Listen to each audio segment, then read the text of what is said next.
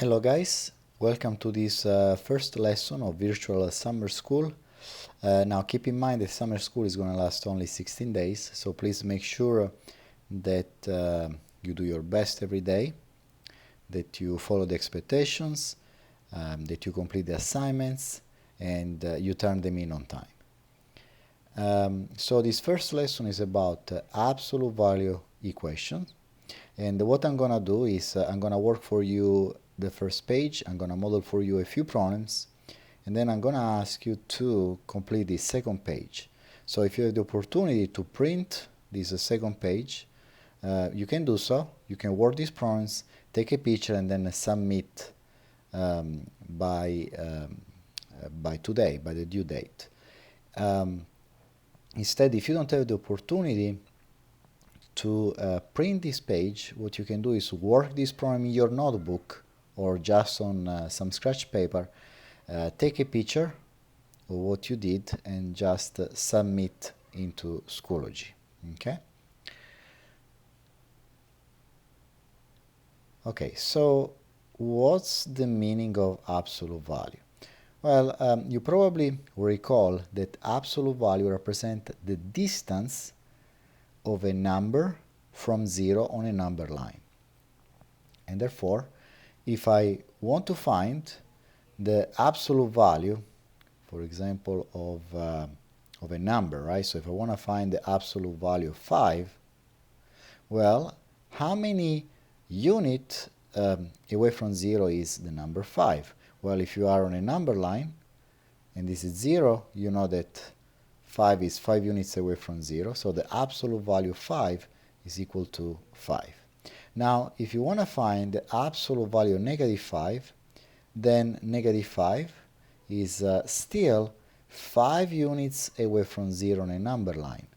And since by definition the absolute value represents the distance from 0 of a number on a number line, the absolute value of negative 5 is still equal to positive 5.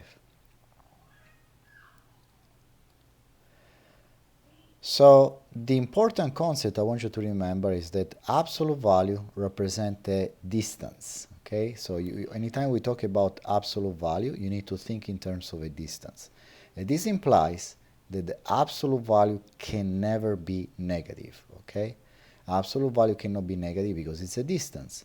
When you talk about distance, you never say I travel for negative 5 miles. You will always say I travel for 5 miles. So it's a positive quantity. So keep in mind the absolute value is always positive because it's a distance. Let's start to solve a very simple equation like absolute value of x equals 4. Now keep in mind that solving an equation means to find the values of x. That makes the left hand side equal to positive 4. And what are the positive value of x that makes the left hand side equal to the right hand side, that makes the left hand side equal to 4? Well, absolute value of x equals 4 means that the distance of a number from 0 on a number line must be equal to 4. What's the absolute value, what's the value of x? Well, one possible answer is 4, right? Because it's 4 units away from 0. But negative 4 is also a possible solution because the absolute value of negative 4 is still positive 4 because negative 4 is 4 units away from 0. Now, this represents the possible steps you can perform to solve an absolute value equations. There are 4 steps. First thing you want to do is isolate the absolute value expression, means make the absolute value by itself. And then you write 2 equations, one with the positive sign, one with the negative sign. Why do we need to do that? Well, this comes from here. We just, if I want to solve absolute value of x equals 4, notice how I wrote 2 equations. One is x equals 4, one is x equals negative 4. Okay? And then once you solve the 2 equations, you always check both solutions. So you plug it in into the original equation and you make sure that it works. You make sure that the left-hand side is equal to the right-hand side. Okay, so let me show you some example. So if you recall the steps, the first thing you want to do is make sure that the absolute value is by itself. So, is the absolute value by itself? Yes. So let's say this is step 1. then we are done, right? It's already by itself. There is nothing I need to do, right? Step 1, it's already done, okay? It says isolate the absolute value expression. Step 2, write two equations, one with the positive sign, one with the negative sign. So here I'm saying that the absolute value of a number, which is x minus 110, is equal to 25. So this means that this number can be either 25 units away from 0 or negative. Well, still 25 units away from 0, but it can be a positive 25 or negative 25, right? So if you think of this as a number, right? This x minus 110. So what this means, if this is 0, is that this number can be here a 25 or a negative 25. And the number we're talking about is x minus 110 and x minus 110. That's why we need to set up two equations. So you're going to write in step 2, you're going to write x minus 110 equal 25. And then when you write the second equation, you write down or, because both of them can be verified, x minus 110 equal to negative 25. Okay, one positive and one negative. And then at this point you solve for x, you get x by itself. So how are we going to perform the third step? We're going to add up 110 on both sides.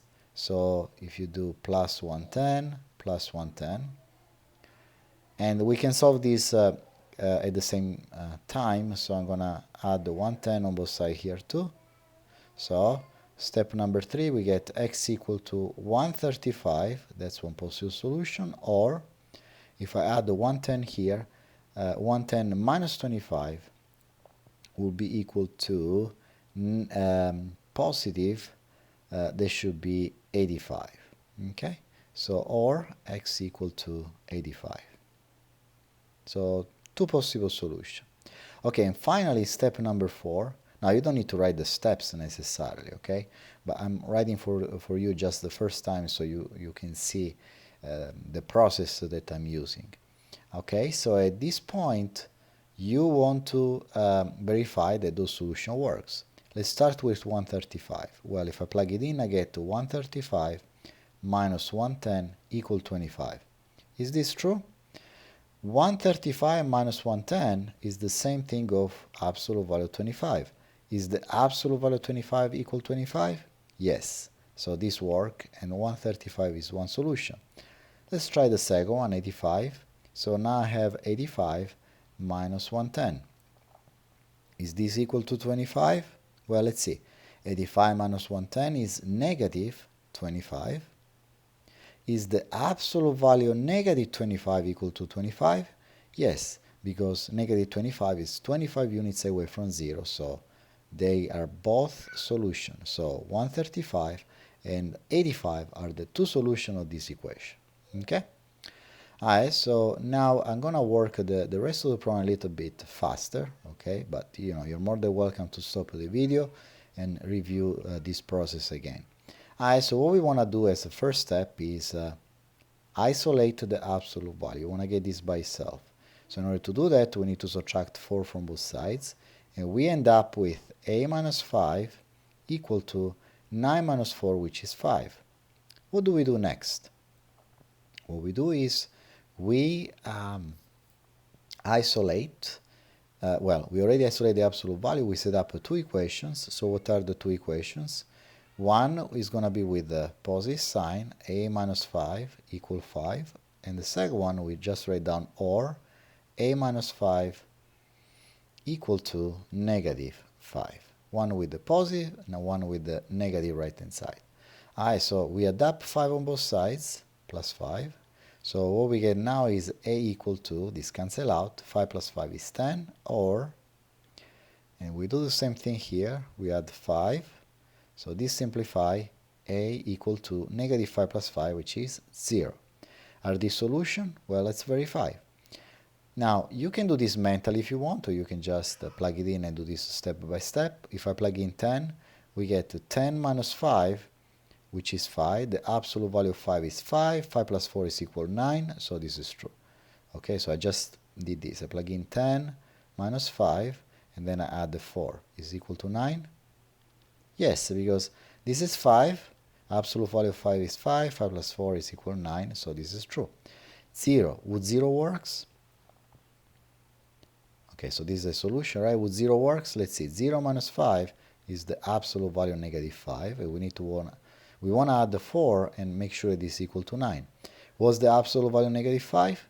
Is still positive 5. 5 plus 4 equal 9. So they both work. A equal 10, A equals 0. So again, we get the two solutions. Okay, let me show you this additional example. So let's get the absolute value by itself. So which means I want to get this by itself. What should I do? Should I divide by 2 first and then subtract 4, or should I subtract 4 and divide by 2? It really doesn't matter in this case because everything is divisible by 2. As long as when you divide by 2, you divide everything by 2. I would say that it is most convenient to subtract 4 first. So you subtract 4. So this will simplify. Now you end up with 2 times absolute value of x plus 12 equal to 22 minus 4. And 22 minus 4 is 18. And at this point, remember, we want to get this by itself, so we divide both sides by 2. Divide this by 2, this by 2, this simplify. So now we are left with x plus 12 equal to 18 over 2, which is 9. Alright, so now we set up two possible equations. One is x plus 12 equal to 9, or x plus 12 equal to negative 9. We subtract 12 from both sides, and I can do the same thing here. So this simplifies, so we end up with x equal 9 minus 12, which is negative 3, or if I subtract 12, this simplifies, negative 9 minus 12 is negative 21. Do they work? Remember, you always need to check. Well, let's see. If I plug in negative 3, I'm going to do this mentally, okay? So negative 3 plus 12 is 9. The absolute value of 9 is 9. 9 times 2 is 18. 18 plus 4 is 22. So this works. How about negative 21? Negative 21 plus 12, this would be negative 9. But the absolute value of negative 9 is still positive 9. 9 times 2 is 18. Plus 4 is still 22. So they're both solutions. So they both work. Here is another example. Let's get the absolute value by itself. So we're going to add up 5 first. And then we have 3 times 2x minus 3 equal to, this simplify, 4 plus 5 is 9. And then we divide both sides by 3. So we end up with absolute value of 2x minus 3 equal to 3. So now we can set up the two equations. One is 2x minus 3 equals 3, and the other one is 2x minus 3 equal to negative 3. We have 3 on both sides to get 2x by itself. So this will simplify. We get 2x equals 6. We divide by 2, so x equals 3. Or, so from here we get 2x equals 0. We divide by 2, so x equal to 0. Do they both work? Well, let's see. If I plug in 3, 2 times 3 is 6, minus 3 would be 3. Absolute value of 3 is 3. 3 times 3 is 9, minus 5 is equal to 4. So this works. So 3 is a solution. Would 0 works? Well, 2 times 0 is 0, minus 3 is a negative 3. Absolute value of negative 3 is still 3. Times 3, 9, minus 5, 4. So they both work. Okay? All right. So you should complete the rest by yourself. I'm just going to work one additional problem because it's a little bit different than the rest, okay? And also, well, actually, let me just work on one additional problem and set up one for you, okay? All right, so in this example, so what we need to do, we need to get the absolute value by itself, okay? So what we're going to do is subtract 8 from both sides. Okay, let me erase this. So subtract 8 from both sides, so this will simplify. And then we end up with absolute value of 3x minus 2 equal to 1 minus 8 is negative 7. At this point, you should, well, based on the step I show you, you will set up two equations, one with negative 7 and one with positive 7. However, well, there is a reason here we have a smiley face. This is a little bit different than the other problems because usually we got a positive number here. Now, keep in mind what this statement means. Here I'm saying that the absolute value of 3x minus 2, which is a distance, and I'm saying that the distance is equal to what? To negative 7. Is this a possible statement? Can a distance be ever equal to negative 7, to a negative number? This is impossible, right? And therefore, you don't need to work this problem further. You can just stop here and say that there are no solutions. In fact, if you set up two equations and you find two values of x and you plug in into the original equation, you will notice that these two solutions, or these two values of x you found, won't satisfy the original equation. And therefore, there are no solutions in this case. So you can just say no solutions. Okay? So be careful. Anytime you have an absolute value and you have a negative number on the other side, you can just stop there. There are no solutions. Okay? All right. All right, so now let me complete with this example. I'll set it up for you. Well, here I can say nothing about the right-hand side. I cannot say that it's negative or positive because it depends on x. So the absolute value is already by itself, so you can set up two possible equations. So one is x plus 10 equal to 4x minus 8. And the other one is what? Well, I need to write the opposite of this number, right? Of this expression. So in this case, we have x plus 10 equal to the opposite of this. What do you think is the opposite of 4x minus 8? Well, the opposite of 4x minus 8 is the opposite of 4x, which is negative 4x. And the opposite of negative 8 is plus 8. Okay? And then from here, you solve for x and you plug it in into the original equation. So I'm going to let you complete this by yourself. So solve for x. Once you solve for x, plug it in into the original equation. If the left-hand side is equal to the right-hand side, then you know that the value of x is a solution. If the left-hand side is different than the right-hand side, so let's assume that the right-hand side becomes negative when you plug in x, you already know there is no solution, because the left-hand side is always positive. So find the values of x from here, okay? Plug it in into the original equation, which is this one, right? All of this, plug it in into this original one, and make sure the left-hand side is equal to the right-hand side. If it is different, then there are no solutions. So I already set up for you this example, so complete this, and then complete these remaining 4 problems in this page. Again, you can print it, or you can just you can just work on your notebook, take a picture, and submit on Schoology.